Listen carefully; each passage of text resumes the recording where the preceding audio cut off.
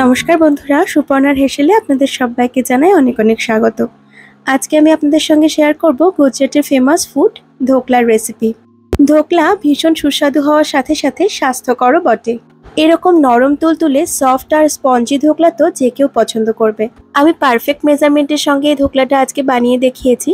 এই একই পদ্ধতি ফলো করে যদি আপনারাও ধোকলা বানান তাহলে আপনাদের ধোকলাও কিন্তু বাজারের মতন সফট, জুসি এবং স্পঞ্জি হবে। তাহলে চলুন রেসিপিটা দেখে নেওয়া যাক। সবার প্রথমে একটা মিক্সিং বলে আমি নিয়ে নিচ্ছি 1 কাপ ছোলার ডালের বেসন। আর বেসনটাকে কিন্তু আমি একটু চেলে নিয়েছি। এর মধ্যে আমি দিয়ে দিচ্ছি হাফ চা চামচ লবণ, 1 চা চামচ চিনি, দেব 1/4 চা চামচ মতন হলুদ গুঁড়ো, আর দিয়ে দেব 1 চা চামচ আদা আর কাঁচা লঙ্কা বাটা। আদা আর কাঁচা লঙ্কা আমি একসাথে বেটে রেখেছিলাম, সেখান থেকে 1 চা চামচ দিয়ে দিলাম। এবার সামান্য সামান্য জল অ্যাড করে এই বেসনের একটা স্মুথ ব্যাটার বানিয়ে নেব। অনেকটা জল একবারে দিয়ে ব্যাটারটাকে রেডি করতে গেলে অনেক সময় এর মধ্যে লাম্পস তৈরি হয়ে যায়, তাই অল্প অল্প করে জল অ্যাড করতে হবে আর ভালো করে মিক্স করতে হবে।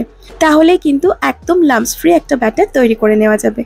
জল অ্যাড করার পর মিনিট 5 সময় ধরে বেসনটাকে খুব ভালো করে ফেটিয়ে নিতে হবে, তাহলে কিন্তু ধোকলাটা ভীষণই সফট তৈরি হবে। দেখুন আমি খুব ভালো করে 4-5 মিনিট সময় ধরে বেসনটাকে এখানে ফেটিয়ে নিয়েছি। আর ধোকলার ব্যাটারটা কিন্তু আমার এখানে তৈরি করে নেওয়া হয়ে গেছে। আমি 1 কাপ জল নিয়েছিলাম, তার থেকে এইটুকু জল আমার বেঁচে গেছে। এবার আমি এর মধ্যে দিয়ে দিচ্ছি 1 টেবিল চামচ মতন রিফাইন্ড অয়েল, আর আবারও খুব ভালো করে একটু মিশিয়ে নেব। এই যে ব্যাটারটা তৈরি করব আমরা, এই ব্যাটারটা কিন্তু অনেক বেশি পাতলা বা অনেক বেশি গাঢ় হবে না।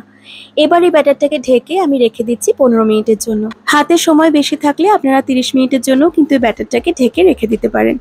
এবার আমি এর মধ্যে মিশিয়ে দিলাম একটা ইনো, আর এই ইনোর পাতাগুলোতে 5 গ্রাম করে ইনো থাকে।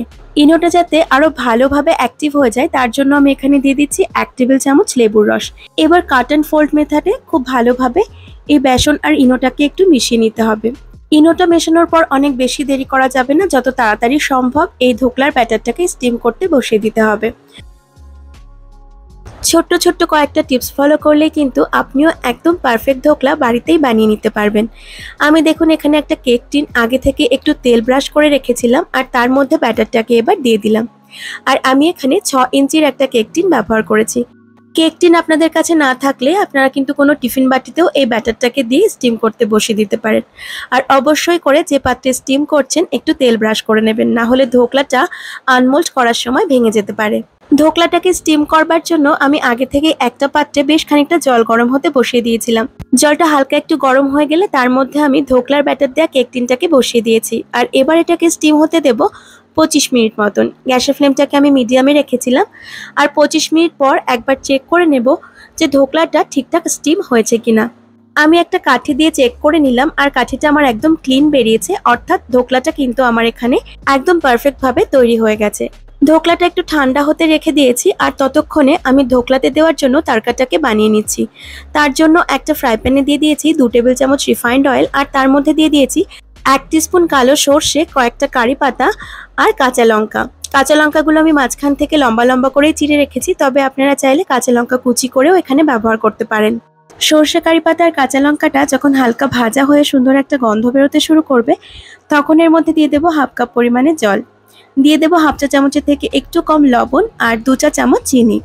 চিনিটা অ্যাড করার পর সবকিছুকে একটু ভালোভাবে মিশিয়ে নেব, আর তারপর গ্যাসের ফ্লেমটাকে মিডিয়ামে রেখে মিনিট 3 সময় ধরে একটু ফুটিয়ে নেব।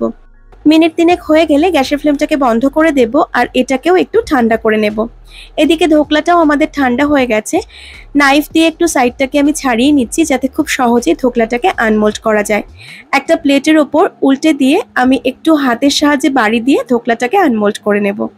যেহেতু কেক টিনে তেল লাগিয়েছিলাম তাই সহজেই কিন্তু ধোকলাটাকে আনমোল্ড করা গেল।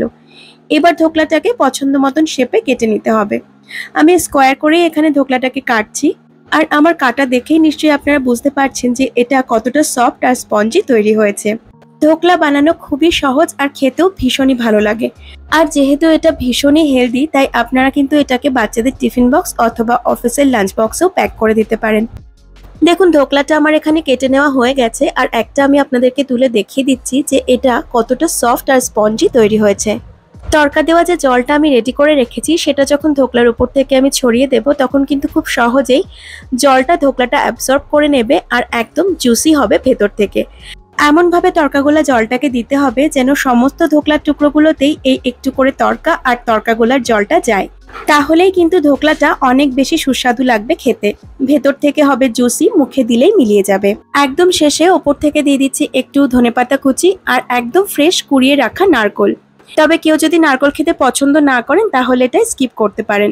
আমার আজকের এই হেলদি এবং টেস্টি রেসিপি আপনাদের কার কার ভালো লেগেছে সেটা অবশ্যই একটা কমেন্টের মাধ্যমে জানাবেন। ভিডিওটিকে লাইক করতে ভুলবেন না, আর চ্যানেলের নতুন বন্ধু হয়ে থাকলে চ্যানেলটিকে সাবস্ক্রাইব করে পাশে থাকবেন। আমি আবার হাজির হয়ে যাব কাল আরও একটি নতুন রেসিপি নিয়ে। ভালো থাকবেন সকলে, টাটা।